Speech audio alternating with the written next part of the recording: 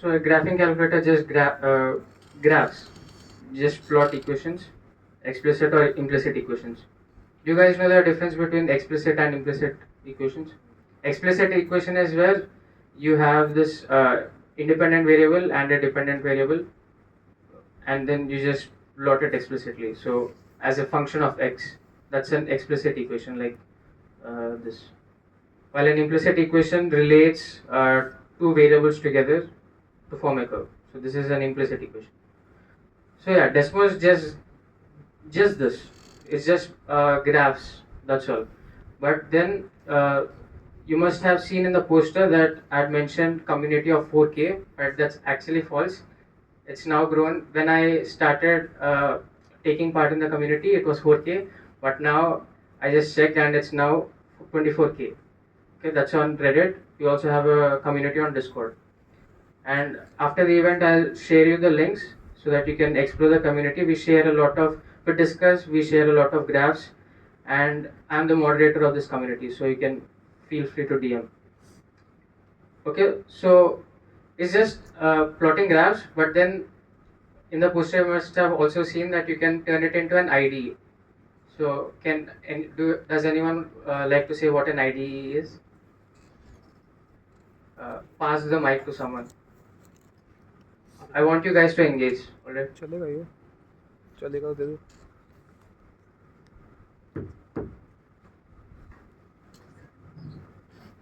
Anyone want to speak? What is an IDE? How many guys have worked with Python? Okay. What is an IDE? Integrated Development Environment. Okay, that's the full form. What does it do? It's a platform where you can do coding and all. Okay, right. So does this look like a platform where you can do coding? No, right? But our community, we had extended its capabilities to make it that. So I didn't make a PowerPoint, but I'm trying a bit non-conventional way. This is what I want to cover today, and let's see where it goes. First, I'll start with my history with Desmos, and then I'll give a brief on the history of.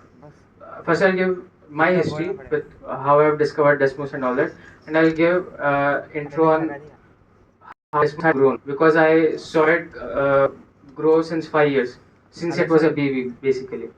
So I discovered Desmos when I was in 6th and 7th grade, and I'd also like to clear up two major questions that people had. One was, why not use Python, MATLAB, these other softwares that are more recognized? I'd like to say Desmos is also recognized. If you go to the website, if you go to desmos.com, you'll notice that in the US they use it for standardized tests. So in middle school I had to submit all my assignments through Desmos. So it's there in the curriculum, and recently it's good to see that even in India, IT Bombay had officially recognized GeoGebra. GeoGebra is also parallel to this. It's also a graphing calculator. So these two are competing businesses, you can say, Desmos versus GeoGebra. So this is a great start for India because IIT Bombay recently recognized GeoGebra, and many of the interns at IIT Bombay are using this tool. Okay, so yeah, so that was the answer to the first question, that it is officially recognized, and my prediction is in the next 5 to 10 years it will be commonplace in India as well. And the second question I heard, I think Vaibhav had asked it. He asked me, where does Desmos get its funding? Because other softwares are paid. If you see, Desmos doesn't require downloading. You can just go to desmos.com. It has different tools if you see, not just graphing. It has a scientific calculator. It has geometry tool. I'll be focusing on this, and if time permits, I'll focus on this geometry tool and possibly this 3D calculator. So it allows us to work on these for free in the browser without even us requiring to download anything. So how is it giving us all this for free? The answer is, if you just search,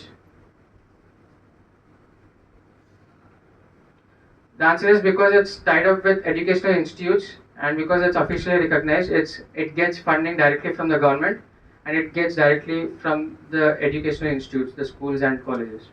So that's how it gets funding. Okay. Yes, I discovered it in 7th grade, and then this was one of my first graphs that I made. So first I'll try to connect you with what I've done so that you have some connection, and then we can work on projects later.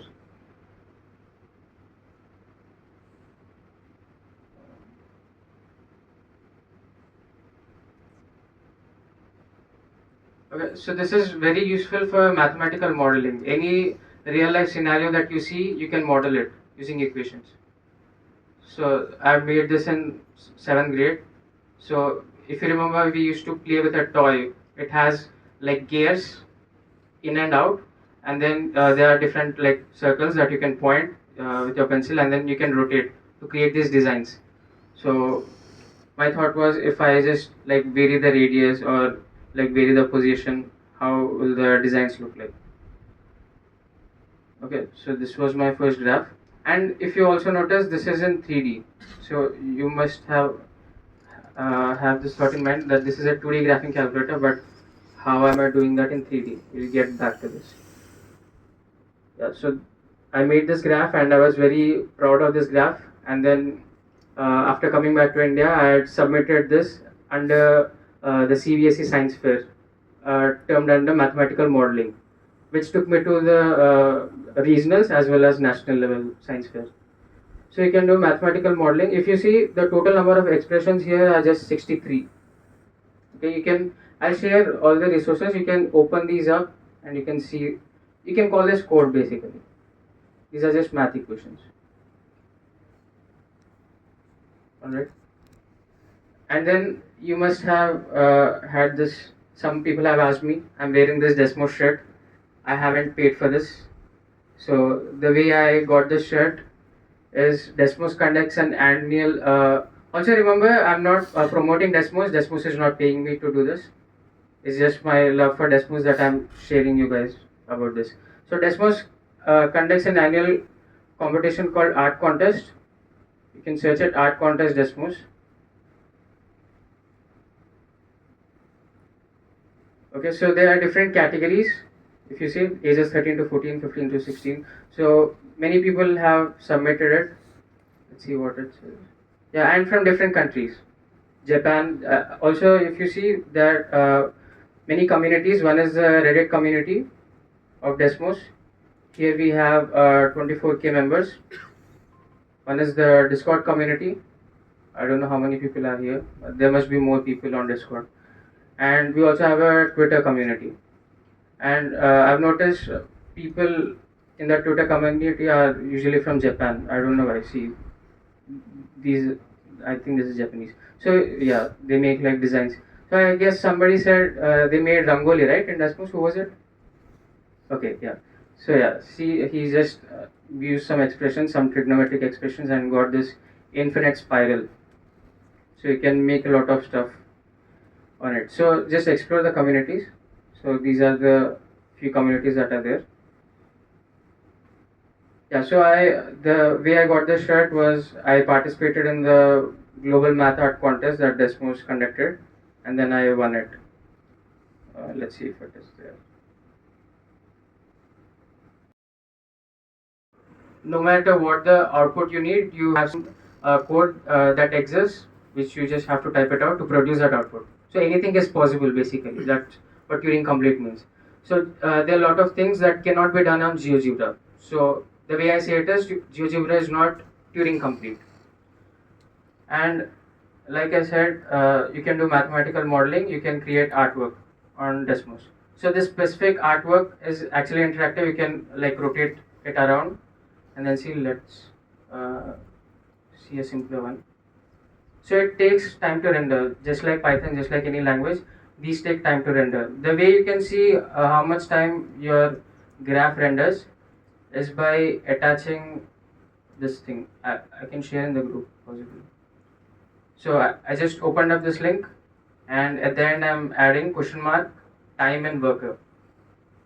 So if I just run this, it will tell me how much time it's taking to run the graph. So let's see in this graph. So here it's saying 700 milliseconds, and with this, yeah, 2600 milliseconds. So that's how you can check how much time it's taking to render. So the art, if you explore the space, most of it is like static art, like this one is from India. They made like you can use parabola, lines, basic geometry to make art. So that's possible. But this one is more interactive and you can like rotate it around and then see. Photo कर रहा है एक बार photo Okay. Yeah, and also the great thing about the Desmos community is if you have any issues, you can directly talk to the CEO. Luckily I had chance to directly interact with the CEO of Desmos, and like if you have any new ideas or if you're facing issues with anything, you can just mail him or message him in the community, and he's going to respond.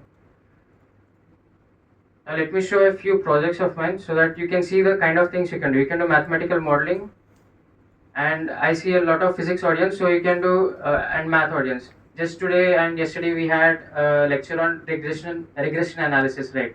So you can do regression on Desmos, you can do statistics, you can do mathematical modeling, as well as you can like plot your experiments and find out like insights from the graph. So to get a feel of the kinds of things that you can do, let's just scroll with a few. Also, if you're a content creator and you want to explain things visually, you can make stuff up. Like when I was reading about integration, photo खींच the photo way you start is Riemann integral, right? So in order to visualize it, you have these thin rectangles trying to sum up this area, and then I have this box over here that lets me zoom into it. So basically, on the left you have code, on the right you have output. Whatever comes to your mind, whatever your imagination takes you to, you can make it. Anything is possible. Let's explore a bit. Yeah, 3D spirograph, this I had shown you. See Jacobian, all these things, mathematical concepts, you can visualize it using Desmos derivative. So you can visualize a derivative. So if you see, if it's zoomed in too much, you'll see the curvy thing over here. And if I zoom into it, you'll see it approach a line, and the slope of this line is the derivative. So by making these things, you'll better understand how these work. Let's try this. See Laplace transform, Fourier transform. A few of these I'll come back later. You can also do basic DSA algorithms as well, visualizing basic. You must have heard of the package called Manim, right? That 3 blue 1 brown uses. So you can use that as well. You can use this where you just run your code as well as try to visualize it. If you just want to run your code, just like expand it out and just run it plainly, like you do on Python. Or in Python, you have different packages to visualize stuff. Here, you just have to visualize it over here. So this is the shortest path algorithm. And the main advantage is when you create stuff on Desmos, you can just share it. You'll get a unique link for it, and then you can share it to your friends to tease them. So recently, to give context, somebody asked me how to visualize matrices. I think it was Kalyani from Squash. So when she asked that, it took me like 3 minutes to make this. I just made it to explain to her how matrices work. So in matrices, you have like, if it's a 2 by 2 matrix, you have A, B, C, D, alright, and then this is what a matrix actually is.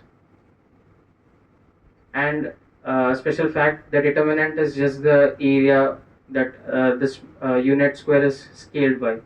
So if it's getting flipped over, that means the determinant is negative. So here if you see, it's getting flipped over. So you can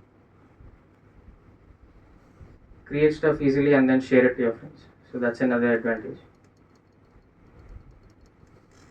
There's also a wiki that one of my friends made. I'll share this in the group. It has all the things of the things that we have done. So this is much more than what I'm going to cover today. It's not possible to cover all of this. Okay, so I'd like to, so there are two approaches that we can do from here on out. One thing is I can show some of my graphs and explain the different features that Desmos has, or you can tell me some of your project ideas, and then we can create graphs live. So what do you guys want? If you want for me to show my graphs, raise your left hand. And if you want to give out your own ideas and for me to create graphs over here, raise your right hand. If you're not raising any hand, that means you're not listening to me. Left, left, left. Okay. Is anyone raising their right hand? Okay, and anyone else? No, okay. Sorry, Ansh. I'll show some of my graphs and then some of the things that you can do. I think that it's parabolic in nature, so I can just do a x1 square plus b x1 plus c. So this is the best parabola that can fit through these points. So see, in just 2 lines I could do this. So yeah, regression can be done. So whatever experiments that you're conducting in physics, just put your numbers in this table, and you must have had your relation. You must have already known the relation. You just type out the relation over here, and then it will find you the constants. So a lot of times you also see a tan h hyperbolic tan relation. Wait a second. A lot of times experiments have this relation as well. So let's try to do that.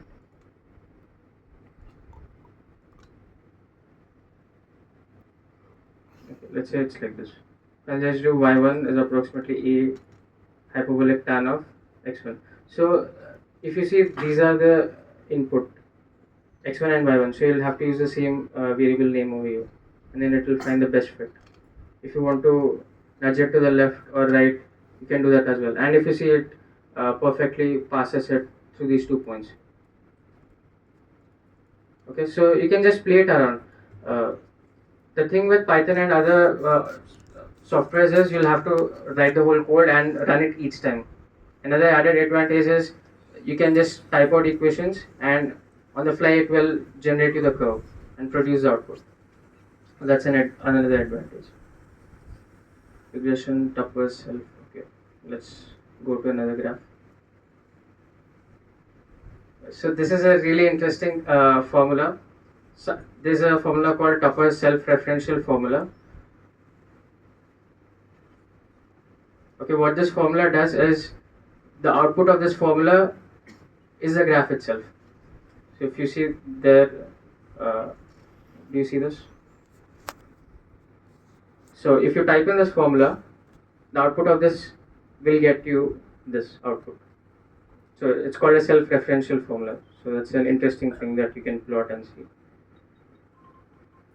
Okay, if you're into videography or video editing, you must have heard of Bezier curves. This is a Bezier curve with one control point, or 3, you can call it 3. This is a more general one as well. Have you guys heard of Bezier curves? How many have heard it before? Okay. So if you have a lot of points and you want a smooth curve, where you probably don't know the relation between them exactly, like a parabola or a straight line, and you just want to you have the start node and then the end node, and in between you have some intermediate points that control the curve, then such a curve can be produced using a Bezier curve. So there's a more general version as well. Okay.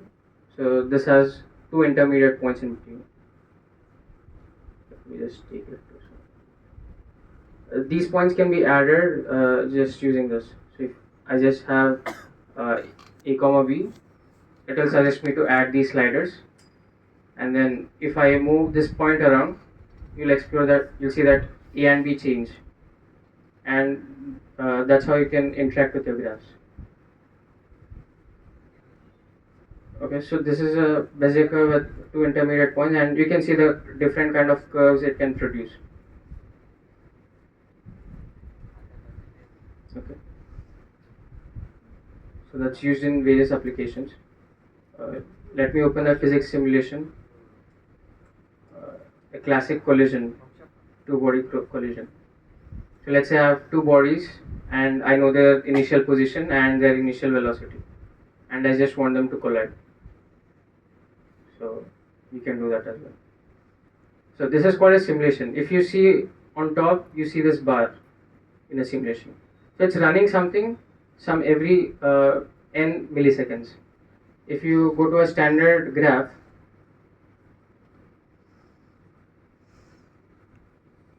you'll not see that. So this is called a ticker because it's running some specific operation, some specific number of milliseconds. So let's try to create a simulation. Let's say I have a ball and I want it to just move right in a simulation. So let's create a circle. So this is a circle and you can shade it like this. And let's have a variable that will fix the x position. So a is fixing the x position. So one way you can make this ball go right is just playing this. But this is a kind of, you can call it explicit way to make this ball move. Another way is you can type out ticker and then define an operation. So the operation would be take a, and then in other languages you will write a equals a plus 1, right? Here it is a arrow a plus 0.1. Let's say I have this, and let's suppose I have it workshop. So I'm defining the sticker and then I can just run it. It's doing the same thing but in a different way. And it will keep increasing. If you do it with a slider, it will have an upper bound and it will come back. So that's what a ticker is. And physics simulations you can create using tickers. So if you have a differential equation, just convert that into a way where you can update variables, and once you have those equations you can just type them out. Actually, I can show a recent conversation that I had with my brother instead of using the explicit formula. So that's the major difference between simulation and explicit equation. So if I have to write an explicit equation, let's create a new one. So do you guys remember the explicit equation of SHM? It's a sinusoid, right? Let's say I have some other constant. I guess this one. If I play out time, you see it oscillating. But the way this is done is explicit. I'm just giving you the answer. I'm not using a simulation. But in the earlier graph, I'm only using the fact that the force is minus kx. I'm only using that to graph this. I'm not using an explicit answer. Okay, so that's the major difference between simulation and working out explicitly. Also, you can do music in Desmos. I don't know if that will work. We'll try it out. So let's say I have a graph X. So there are many people who are disabled, handicapped. So for them to see graphs, Desmos added this feature called Hear the Graph. So I don't think it works. Let's try to hear it.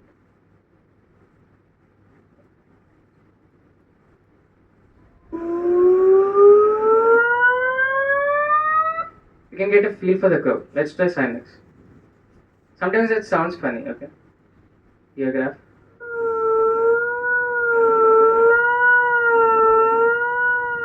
Let's have two graphs. I think it notices intersections as well. Where is that coming from? Okay.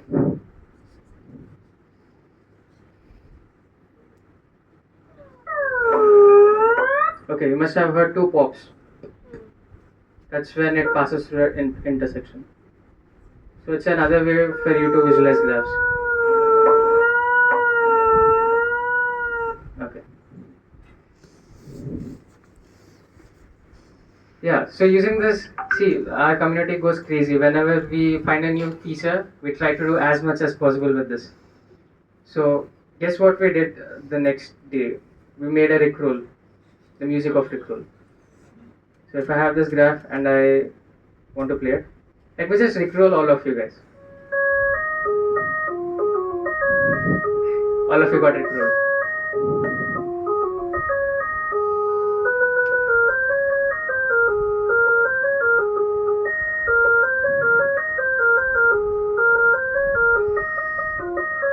So you can make songs over here. So you can make templates just like packages. In Desmos you have templates. So make a template for others to use. So this is one template that I made and a friend of mine had contributed to it. So you can just add in notes and then it will output a graph, and then when you play it you'll hear the sound. And that's the answer to how 3D stuff is plotted in Desmos. So there's a template for 3D graphing as well. So I'm currently just giving you an overview of this. After, if we have time, we can sit down and work on an actual project. So this is a template of a 3D graph use. So let's say I want a paraboloid. So I want to vary the x and have a corresponding y with the x comma y, as well as I want to vary the y. So I'll get a grid. If you see, I'll try to generate a grid. इसको शक्ल दिखानी ना Let's say I have x equal to. So this is how you create a list.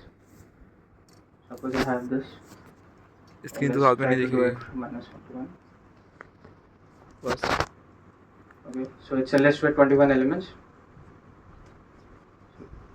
If you see, it's just sitting above. Now if you want to do something useful with this, let's say I have another variable here, or let's keep it t, and the output you can use through x and y. So paraboloid is x square plus y square. Z is equal to x square plus y square, right? So see, this is one part of it. If you want to go the other way around, you can do the same. So if you see, there's a icon over here. You can click on it to change colors or duplicate expressions. Okay, so I'll duplicate it here, and this goes the other way around. So you can plot 3D graphs in Desmos. And if you if you had noticed before, Desmos just recently added the inbuilt 3D graphing calculator as well. Let me show you that. I didn't use it much because I have this template with me, but to do 3D graphing without the template, just go to desmos.com and then go to 3D calculator.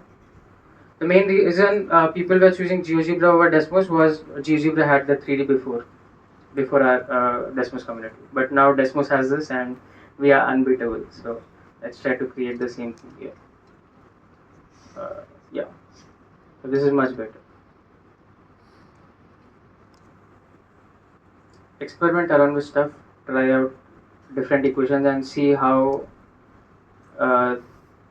you can visualize them. So you can visualize ODEs as well, ordinary differential equations. Instead of plainly seeing an equation and then trying to solve it out, see what it looks like, see how your solution corresponds to the visual output, and analyze your steps. So you can also create fractals in Desmos. So a standard fractal is the Mandelbrot fractal. Let me open one up. This is the Mandelbrot fractal. So before we didn't have recursion in Desmos. So the way we got around is just doing this, defining a function and then just doing m of, because we didn't have recursion. But recently Desmos also added a recursion, and my brother also made Mandelbrot with just 2 lines. Okay. If you see here, you can also do recursion in Desmos. Let's try to generate the Fibonacci series in Desmos. So let's say I have a function that depends on a. This is how you create an if condition. It's piecewise, you can say. If a is equal to 1, output 1. If a is equal to 2, output 1. Otherwise, output f of a minus 1 plus f of a minus 2. So f of 1, 2. If you see, this output is the Fibonacci series. Let's try to plot it. Let's create an array from 1 to 10. Okay, so this is the Fibonacci series. Does this make sense? So I just defined base conditions over here, and then the recurrence relation over here. And then you can just plot out stuff. Also, if you click on this, you can connect these points. to get a feel for how they're increasing.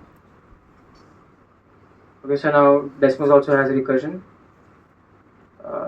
I made a graph related to chemistry. Most of it are either math or physics related. So this is a visualization of chemical equilibrium. So this is an actual simulation. So I can vary around how much stuff I have of one content, and I can see how they change over time. Okay.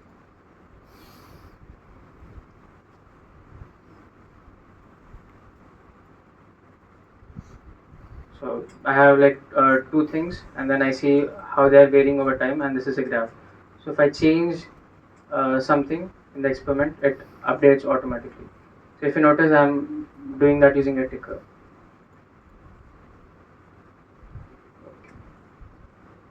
Yeah, now to the interesting part, to the developers out here. So there's one layer of Desmos which is just graphing. You can do a lot of things using graphing, but you can automate your work. How? You can do it. Let me just open up a empty graph. Okay, now if I open up console over here, Desmos allows us to use these variables in the console using JavaScript. So some equations. Okay, you can try it out if you want. Do Control Shift I to open up this console, and then make sure you're on this tab. If you do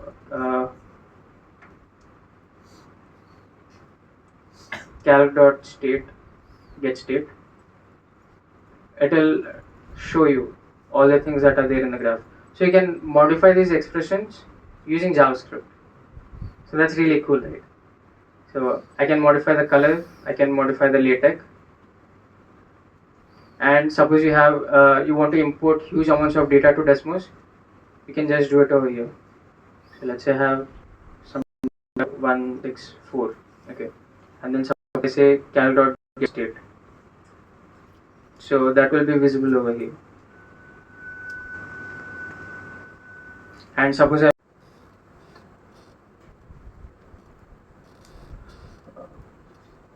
third expression, okay, third expression and LaTeX. Okay, so this is the LaTeX of the third expression. You can get this by copy pasting it, but what I'm trying to do is edit this part through JavaScript. So a lot of domains are connected with Desmos. If you start Desmosing, you can explore JavaScript. You can build extensions as well. I'll get to that later.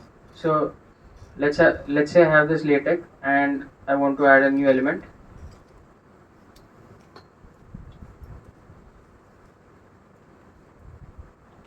So I want to add, call out your favorite number.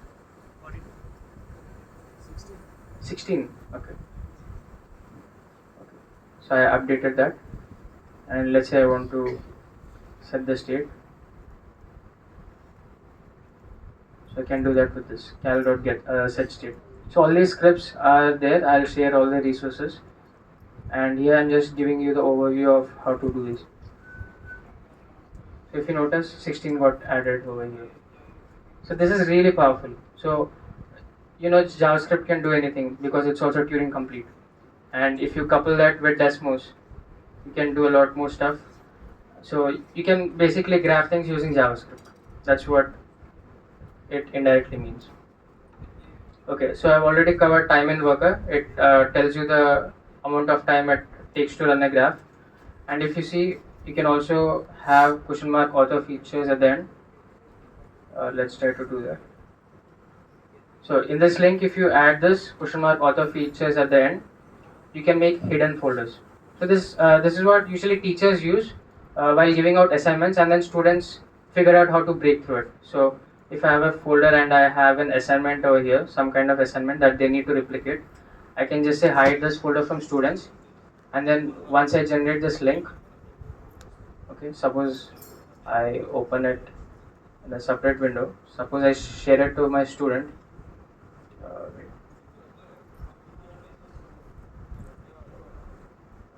So they won't be able to see that folder.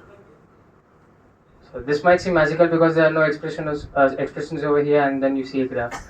So that's how you do it. You can hide this folder by just appending to the link author features, and then you can hide folders. That's a feature, and you can make things read only as well. So if I go to settings, I can click on this to prevent editing. So if I share this with my student, they'll not be able to edit this expression. These are just some features of Desmos. And Desmos had a long history. We didn't have inbuilt recursion before, so we had other techniques to update those variables. Now I can just update them through arrow functions. So if I have a goes to a+1, whenever I run this, it updates that variable. So this is perfect. And then 3D, now we have 3D, but before we had to use templates. Complex numbers, we had a template for this before. So if you, let's,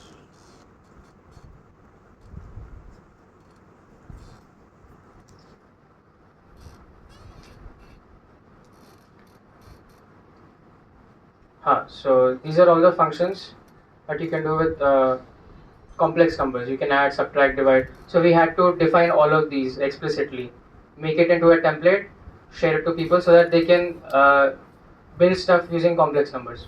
But now you can, it's inbuilt in Desmos. They recently added all these features. So if I have 2 plus 3i, you can go to settings over here, turn on this complex mode, and then it will recognize.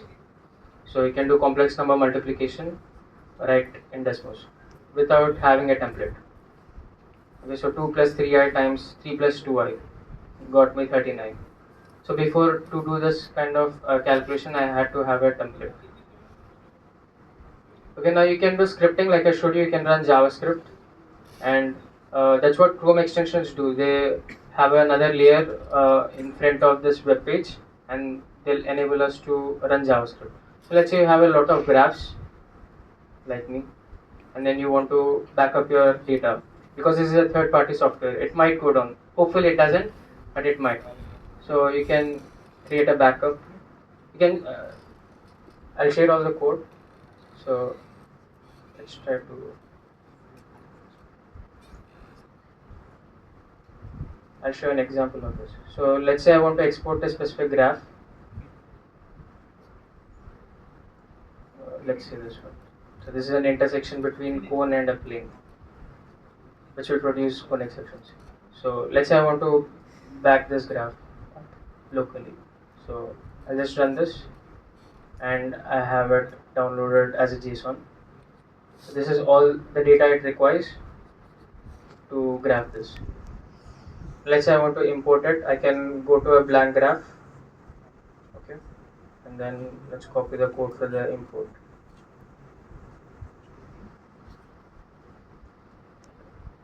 So let's say I want to import this graph that I downloaded. I can just run this.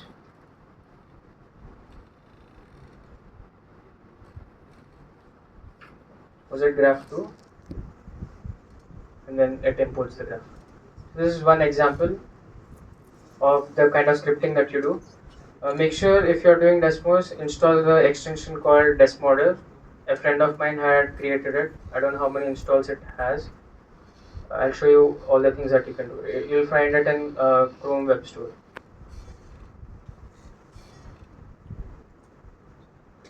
Okay, what Desmodder does is adds these other buttons. So you can generate videos right within Desmos. So like I showed you, if I have a circle and then let's say it's moving with respect to A. What happened? Oh. Okay. And then I want to generate a video of this. So I have Desmodder installed. I'll open this up, and then it has FFmpeg within this. So if you see slider, and then I can vary A from suppose 0 to 3, or let's say 5, and then I can give a step to it. So what it does, it just updates this A, and then it captures the different images that you can download as a video. So this is the preview. And then if I can download it as an MP4 file, and that's how you can make a lot of videos just using Desmos. And there are some other scripts. You can extract the history out of your graph. So whenever you have like personal information, make sure to have it as a different graph, remix it and have it separately, because if you share the graph, the current graph, I can backtrace and find all your past history through this script. Let's try to do it with somebody. Let's say I have this graph, and then I want to find the history of this. Okay. So through the power of JavaScript, I added this button. So if I click on this button, I can extract the history.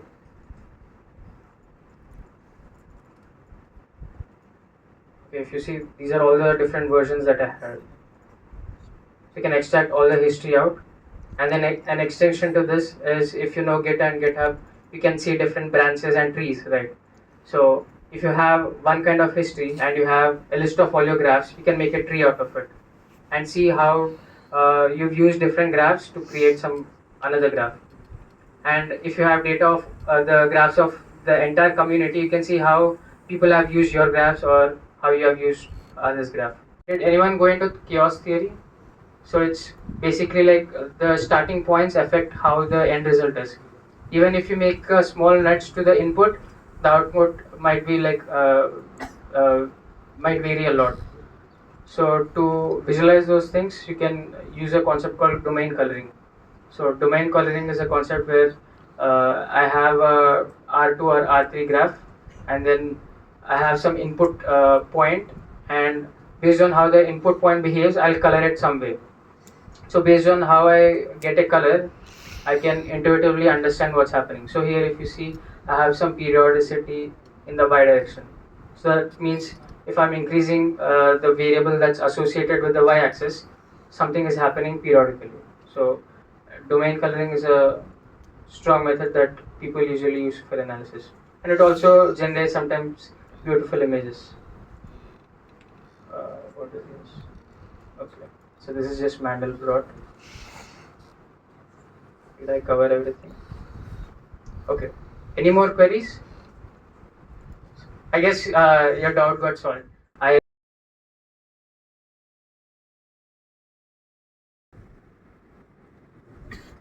Speak up, it's for you. Was it useful for your simulations or for your experiments? How? What did you learn from this workshop? Okay.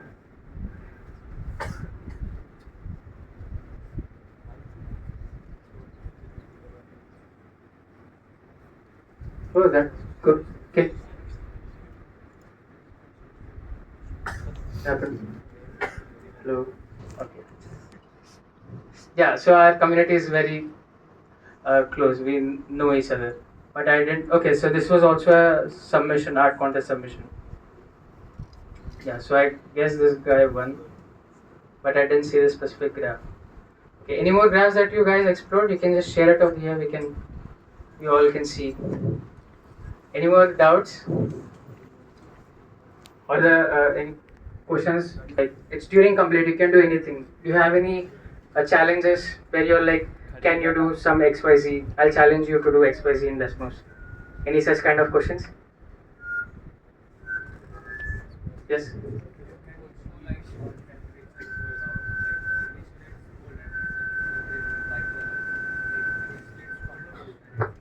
Okay. So you want to visualize temperature using color, right? Okay. Yeah, I missed showing the color feature. Color you can do using HSV or RGB. So there are built-in functions for that.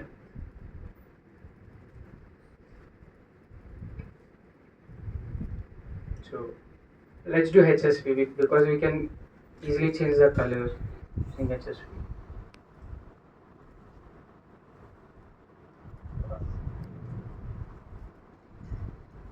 Okay, from 0 to 360, if I vary A, I change this color. So let's make the background equal to this color. So if I define a new color into this name called A, I can set that over here. If I hover over it, I can see that. Okay. So your question was, can I visualize temperature using color, right? So suppose you have some kind of differential equation for temperature, where you have one body with some temperature which is continuously diffusing out. I think I have a graph for it. Let me check. I don't know with what name I saved. Probably on the other account. No, I don't. Okay, so whatever variable that you have, you can just use that with A, and then you can output it over here. Does that make sense? So if I have a temperature, let's say I want to vary it from, where is blue? Okay.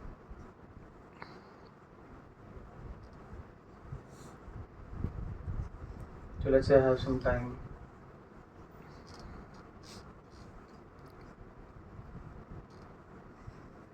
Okay. So from time equals 0 to 1. This is not perfect, but that's what you can do. So have this variable where you can store the color, and then whatever object you have, set the color of that object to that. And then you can use a differential equation to output some number, and then use that number and correspond it with some value. Okay, so that was a good question. Any other questions? Are you guys bored? Okay. Mhm. Okay, so this is also a very standard curve. I can show it. I think we are out of time. It's called Lissajous curves, right? It's also a parametric equation. Like this gives me a circle, right? So let's say I have different variables for this, and if I vary them out, no, not this. If I vary the period,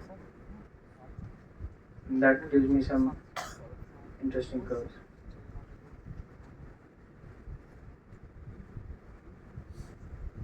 You can generate out a video using this extension, make it as a GIF, loading GIF, whatever you guys. I think I made loading GIFs as well. Let me check. Okay, I did. So some kind of loading GIFs you can make on this one. So this, I'll probably use this whenever I'm conducting a workshop for guys to wait. I'll just put this up.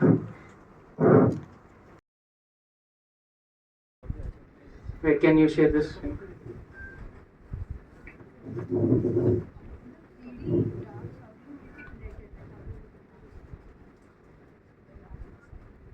I didn't get your question.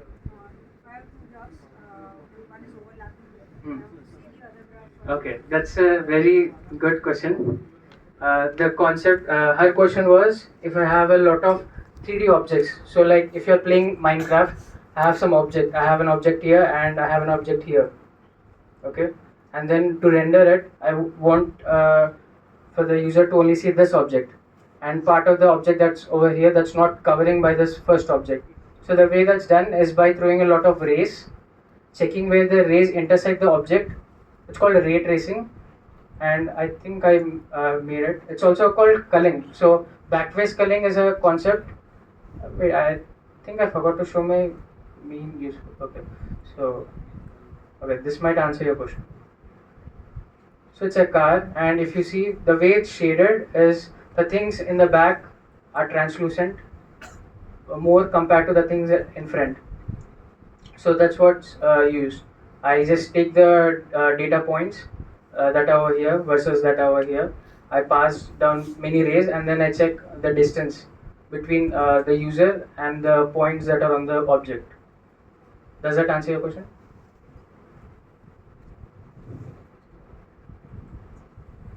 Yeah, so you can do 3D objects. So I made another script where if you have an object on Blender, you can import that to Desmos. So you can do pretty much anything. So that's a concept called ray tracing as well as backface.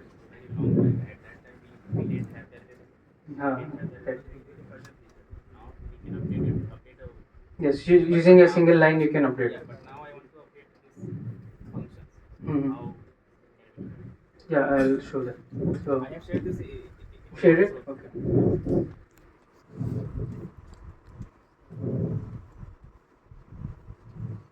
A lot of tabs open. Let me.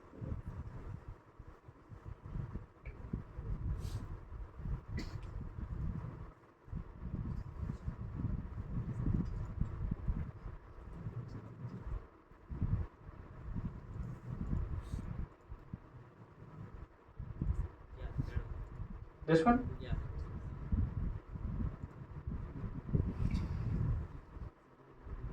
So I want to do this then f Okay. of x in just. Okay, just one line. Let me see how my brother did it because I didn't use that feature. So he had a base case and then he's defining the function within itself. He's doing recursion. So let's try to do that. I'm not sure if it will work.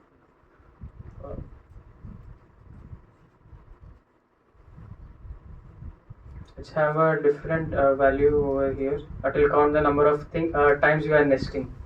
Let's say if a is equal to 0, it outputs f of x. Otherwise, it outputs g of f of x comma e minus 1. I think this will work. Does this make sense?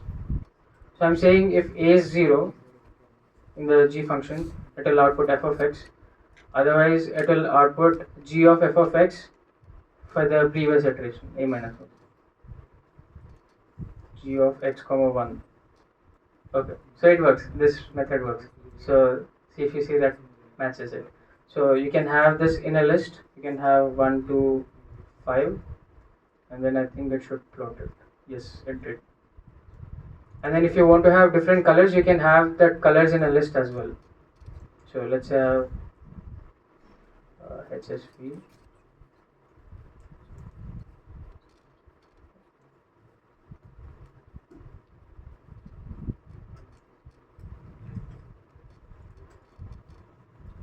Okay, so I have 5 colors. And let's say I want to put it here. Okay. So does this answer your question? Yeah. I'll share this. Yeah, I'll share it in the group.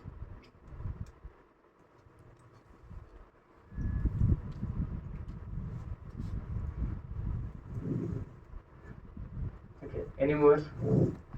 We have many interesting questions.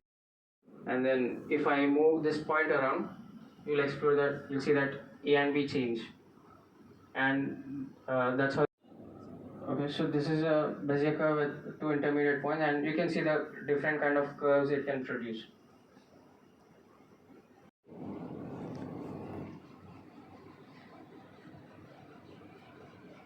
Desmos in 3, 2, 1. Desmos!